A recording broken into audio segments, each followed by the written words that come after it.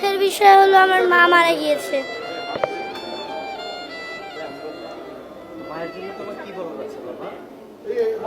মার ইচ্ছা ছিল আমাকে ক্যারেটে পড়াবে, কিন্তু মা বেঁচে না। যদি যখন যখন মারা গেছে তখন তো আমার আর ভাল লাগছে না। হ্যাঁ, বলার আছে যে আমার মাকে তুমি সুস্থ করে দিও আল্লাহ, তুমি জান্নাতে নিয়ে যেও আল্লাহ, তুমি মাকে তুমি মা যত কেন বলে মাকে জান্নাতে নিয়ে যাবে, আল্লাহ সবচেয়ে সুন্দর জায়গায় তাকে রাখবে, ঠিক না? হ্যাঁ। আচ্ছা, তোমার জন্য বাবা অনেক অনেক দোয়া, তুমি বড় হও এবং মায়ের স্বপ্ন পূরণ করো। হ্যাঁ, মাকে 1000 দুইজনই। চ্যানেল আই প্রাঙ্গণে লাশবাহী ফ্রিজিং গাড়িতে সীমানার লাশ। একদিন লাক্স সুপারস্টারের হাত ধরেই পথ চলা শুরু হয়েছিল সীমানায়। এরপর সিনেমাতে অভিনয়, দারুচিনি দ্বীপে চমৎকার অভিনয় দক্ষতার মাধ্যমে ব্যাপক প্রশংসা কুড়িয়েছিলেন সীমানা। এরপর সালাউদ্দিন লাবলুর শাকিন সারিসুরি নাটকের মাধ্যমে ব্যাপক দর্শকপ্রিয়তা অর্জন করে সীমানা।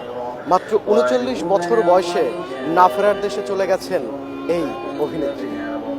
ঠিক আমরা দেখছিলাম যে তার ৮ বছরের সন্তান শ্রেষ্ঠ ফ্রিজিং গাড়ির এখানে দৌড়ঝাঁপ করছিল।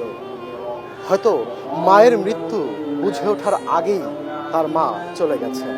এই ছোট্ট শিশুর অবুঝ হৃদয় কি দিয়ে সান্ত্বনা দিবে সেই ভাষা হয়তো তার পাশের মানুষগুলোর নেই। কারণ মা হারানোর বেদনার ভাষা দেওয়ার ভাষা হয়তো কারোরই জানা নেই।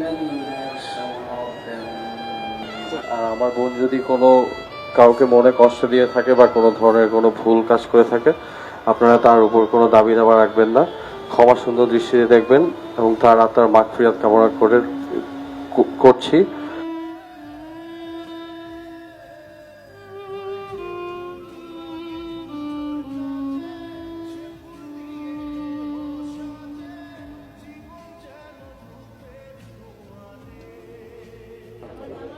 সীমানার লাশ গাড়িতে উঠছে, এদিকে অবুঝ শিশুরা হাজার। এদিকে এদিকে আসুন।